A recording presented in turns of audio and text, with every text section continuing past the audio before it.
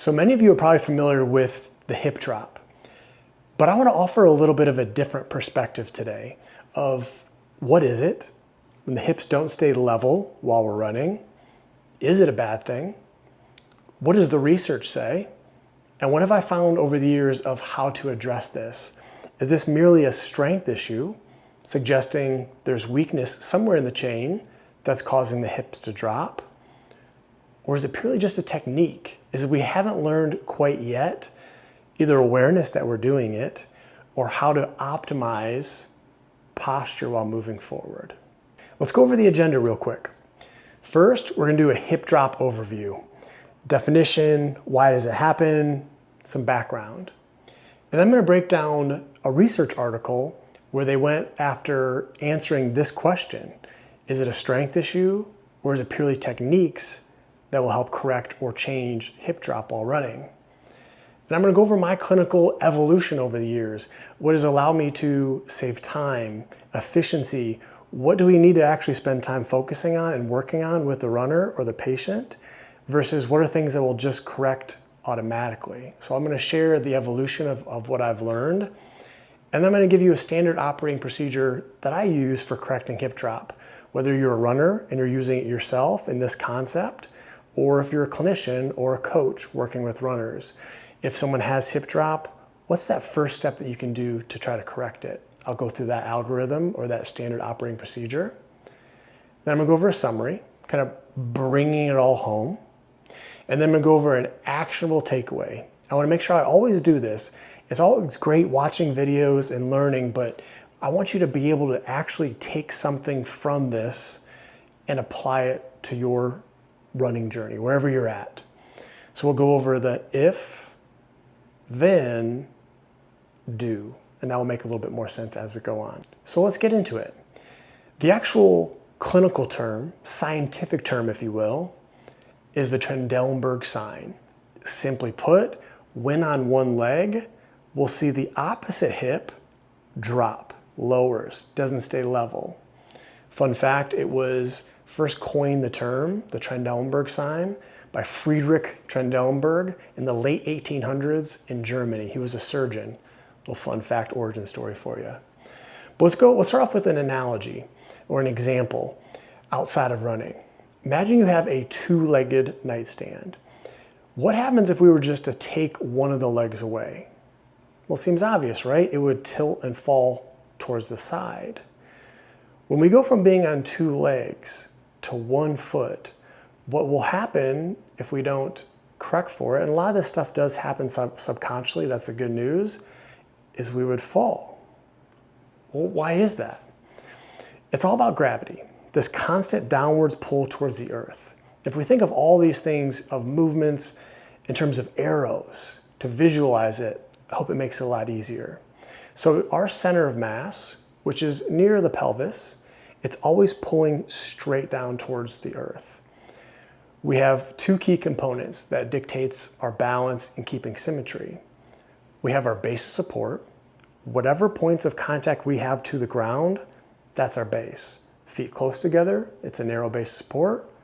Feet wider, wider base support. And I like to think of it more like a platform than support. That's your platform where you're standing. Imagine that's your raft in the water, that's the size. What do we need to do to avoid falling? Well, we want to keep our center of mass within our base support. The moment that our base support and our center of mass become misaligned, that's where falling occurs. And this is a top-down approach. So if we look at the top-down, here's me standing on 2 feet. It's not actually me. And we see the blue represents the platform or the base support. Right now, center of mass, this green target, right smack dab in the center, we're all good. We're happy. But now if I pick 1 foot off the ground, now the base has become a lot smaller, and now suddenly the center of mass is outside the base support. So this is where the falling could potentially occur. But let's go back to this example of the nightstand. Making it a little bit more realistic, imagine there's a hinge here in the nightstand. That's like what represents the hip. Joints are like hinges, just where two bones come together. they connect. And so this is where the movement occurs at the joint. So in this example, take away a leg, hinge here, this is where we would get this unleveling. We see the dropping occurring on the same side that the foot was picked up, or in other terms, we say a lot of times contralateral or opposite side hip drop. This goes lower, but really where the issue is, or what's controlling that, is the leg that's grounded. So going back to the running, going from 2 legs to 1, it's at that hip joint where we'll see this dropping occur. And what's the glue? What's the main muscle that helps to keep this pelvis level?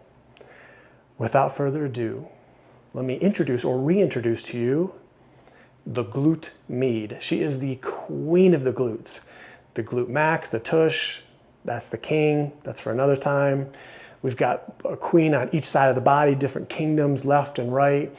Simply put, the main role of the glute med is keeping peace with the pelvis. She's the pelvis peacekeeper. Don't say that 5 times fast. So her role is when contracted, when on that one leg, what's preventing that dropping, first line of defense, is right there. She's responsible for contracting, isometrically holding the pelvis in place. Then when we're on the other foot, the other one does the job. So historically, when we say weakness of the hips, or we're seeing this instability, the hip glute med is usually what's to blame or responsible, and that's what's commonly gone after to try to correct this. And we're going to go over some of the research and what matches up with I've found over the years of, is it actually just a strengthening issue? And if it is, how do we go about strengthening? Or is it a technique?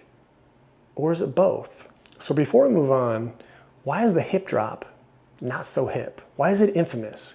What's the problem with this? 3D, we have 3 dimensions or planes of movement. Mainly when we're walking or we're operating in life, we're in this forward and back, the sagittal plane. The other ones are twisting, rotating, that's transverse, and then there's the side to side. So what can happen is we're used to handling these sagittal plane forces forward and back with most of our daily lives. We're not as used to side. Everything has a limit, bones, muscles, tissues, ligaments, of how much stress, how much force, physical stress that they can take before they start to have breakdown. With time, if you challenge the body, allow adaptation, it does get stronger. But where injuries come into play is where it's just too much too soon, too much force before adaptation occurred. Our body's not used to handling these side-to-side forces as much. So if we get this hip drop, we'll see stresses in the spine, side to side, which can be problematic and cause low back pain. It can cause pain at the actual hip. It can cause knee pain, different loading of the compartment of the knee or even the outside of the knee at the IT band, and then also at the ankle here. So this is why hip drop is infamous, and ideally we should go about correcting it. What is the cause? What are the main reasons why this could happen while somebody's running? First cause is its stability. It's not stable. The muscles around the hips aren't stable. And what that's suggesting is weakness. And what do we typically do with weakness? We strengthen, we challenge, we get stronger. Or is it truly just a technique? They have that glute med, the queen of the glutes, has enough strength to keep the pelvis level, but it's just not happening for whatever reason, where the posture is, how they're propelling themselves forward, they're not keeping it level. So we have to ask, maybe they do have the strength, it's just technique, or vice versa. Let's include some research. I pulled out an article, fantastic article, 2011, Dr. Richard Willey and Irene Davis, 2 juggernauts in the running research world. They looked at this very same thing. They wanted to ask the question, with runners that have this hip drop, if going after strengthening the hip abductor muscles, the muscles that can control that, is that going to affect the mechanics? And including some education on technique of movement while squatting, single leg squat, and seeing what happens, what changes. Is this an effective strategy for addressing this hip drop? We've got 20 people, all have hip drop, all not injured. Split that in half, 10 go to the control. Sorry, thanks for playing. You guys just keep doing your thing. and then how we compare. And so in the training group, what they did, 3 times a week for 6 weeks, 2 main components: movement education and hip abductor glute med strengthening. But here's the key. With the movement education, they only did it during the single leg squat, not during the running. And what they did was they worked on controlling the pelvis, they worked on controlling the femur, they used mirrors, they used different forms of feedback to try to allow and try to correct that hip drop. And with the hip strengthening program, they had progressive strengthening using the muscles how we use them during running. So what was the results? So in the end of 3 times a week for 6 weeks, or roughly 18 sessions, they looked at the squat and they looked at the running, the mechanics of the hip during squats and running. And what they found was, one, the strength of everybody improved, but as far as the mechanics, it only improved in the single leg squat group. It didn't change the hip drop while running. So think about that. What does that take away? What can we extract from that? Movement education during the squat, not movement education during the running, had no effect on the running. This is where I've been guilty of in the past, of seeing hip drop, even testing the strength week, assuming it's merely just a strength issue. It gets stronger, we can't move it, but then it's still happening. It's still causing that hip drop is still happening. So that begs the question, is it strength or is it purely technique? So here's 2 key takeaways that we can take away from this study. That working on hip control during that single leg squat didn't transfer into running. My thoughts on this, it's all about controlling your body. Lowering the body versus the body translating forward, different movement patterns, different motor programs. So working on lowering the body didn't translate into that pelvic control while moving forward. So the key takeaway is we need to work on hip control while we're running. And if we have problems with it while we're running, which I'll get into, we can take it a step back, but we need to reintegrate it back into specificity of training or the activity.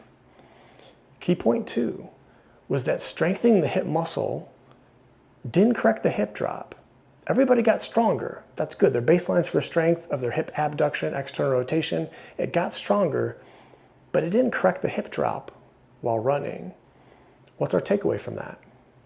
We should not assume that strengthening alone will change movement. So now I want to share with you a clinical pearl. This is something that I've found out over the years of continually trying to get better. What cues are relevant that we do with runners? What drills are relevant? We don't need to address everything. Sometimes we can get 2 birds with 1 stone, and by working on one skill only, it takes place of multiple other characteristics of running. So here it is. Imagine this. If you saw somebody riding a bike and they're going side to side, what would you do? Would you just cue, hey, make sure you're leaning left, leaning right, try to lean and keep it straight? Or would you give them the cue, push down, push the pedals down a little bit harder? You're not focusing on what's actually moving forward. By me actually pushing down, working on the propulsion piece, that forward plane, can it correct that side to side? And we'll go into an example in the physics of that in a second. Same with running. Instead of cueing the side-to-side movement or the pelvic position, can we just cue how we propel forward, push the ground purely backwards to move forward, and will that take care of the actual pelvic symmetry by itself? How can working on one plane of movement help change directions and movements in the other? So this example of with the bike or with running, we've got our BFF, inertia. So here we have a bicycle wheel hanging from a rope. What he's going to do first is work on getting some momentum, getting some movement, and getting the wheel spinning. And then what we're going to see is now if we take that and we move it more horizontal, and now the wheel is spinning in the direction that we're moving, why is it not tilting and falling side to side? Inertia. So by working on just that forward bit of how we move forward by pushing back, the side to side a lot of times can take care of itself. And this is good news. So what I do with the runners, the first thing I'll do if they have that hip drop, I'll work on push with the tush, using the hip strategy, taking the jump out, pushing the ground purely backwards to move forward. And that's what they're thinking. They're not thinking multiple things. They're just thinking push the ground back, not down and back and going up and forward, but pushing back.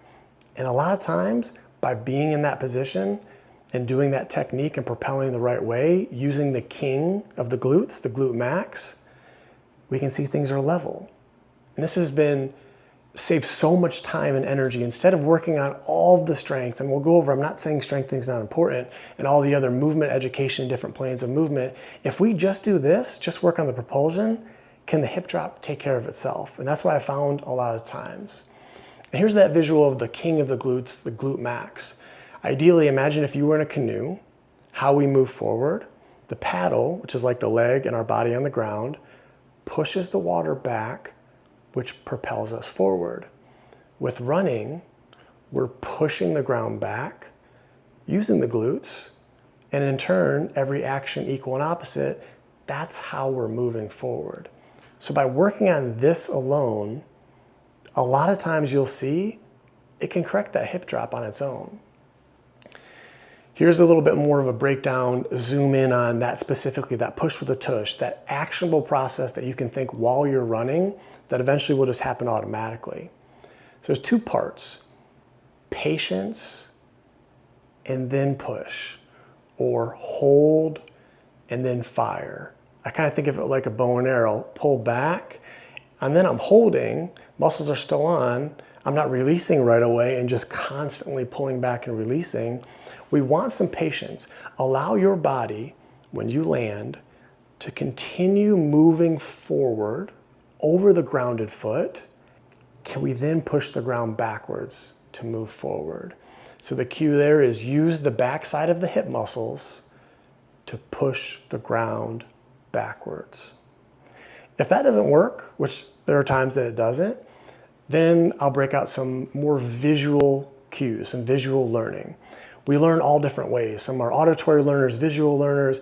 It is so often that just seeing a video of yourself run, most of the time people have not done that. You will learn so much awareness just by seeing a visual representation. So this is what I'll do. The symmetry box. This is a drill that we'll work on with visual. First, allowing the runner to see what does it look like and feel like when things are in a good posture and alignment, and how we go about making sure that we keep that while we're moving. So think of this box or this rectangle. The corners are the shoulders and the hips.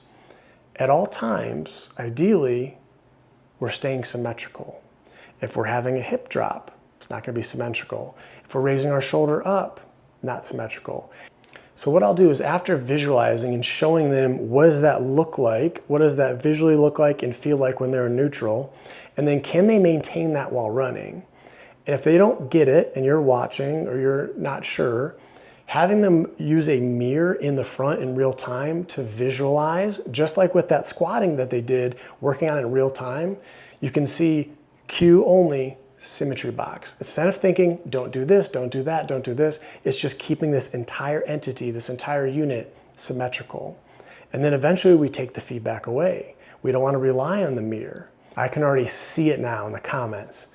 One of two things. One, people getting real fired up. So you're telling me I don't have to strengthen? Strengthening is not important? I didn't say that. What I am saying is it's not important or not effective in correcting hip drop. Or I see those of you that like hate strength training. Whew, great, now I don't have to do it. I didn't say that either. Everything is in context. It all has a time and a place. When it comes to mechanics, again, our takeaway is strengthening should not replace movement education for this. So if they're having trouble with the symmetry box and running, I might work on it in standing, with or without a mirror, and work on mastering it there first, and then we can re-implement it into maybe walking first and then running. But here's the good news. While we're doing this, we're strengthening at the same time. We're still technically strengthening while we're working on technique. So here's an example that I'm using, how we use that queen with running, keeping that the pelvis level. I'm working on standing on one leg near a wall, putting something between the outside of my thigh and the wall. It could be a foam roller, it could be a stability ball, a pillow. And I'm working on keeping this symmetrical, pushing this thigh into the wall. And this is where we'll feel that burning. That's where the glute med, the queen of the glutes, is firing. And here's a video representation of what that looks like. I'm on one leg, staying symmetrical. I'm working that same muscle on this side, but I'm not working it the same way that we do with running. That's where this comes in. So it's a nice 2-for-1. You'll feel it on both sides, but primarily where you'll feel it is on that outside hip of the grounded leg.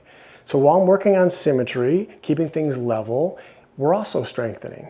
Everybody wins. So here's the takeaway, my clinical opinion. If, then do. If, then do.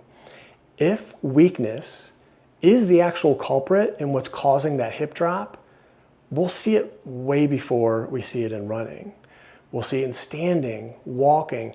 It requires a tremendous amount of weakness. A lot of times it's pathology that can cause that.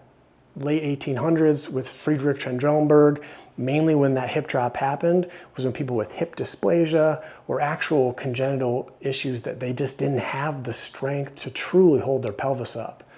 So a lot of times there's a difference between, is it just that technique or is it purely a weakness standpoint? So if the weakness is the culprit, we'll see it early, then strength training alone is not effective strategy to correct hip drop. Teach technique, teach the propulsion, teach the push with the tush, focus on symmetry box if you wish, in addition to maintaining that symmetry box while you're pushing the ground back to move forward. Next post, I'm going to go into how to strengthen. If we do strengthen the glutes, whether it's for rehab or performance, I'm going to go over how do we do that in such a way that is tailored towards running specifically. And I'll go into that in more detail in the next post. And finally, if you want some help, I can guide you with this.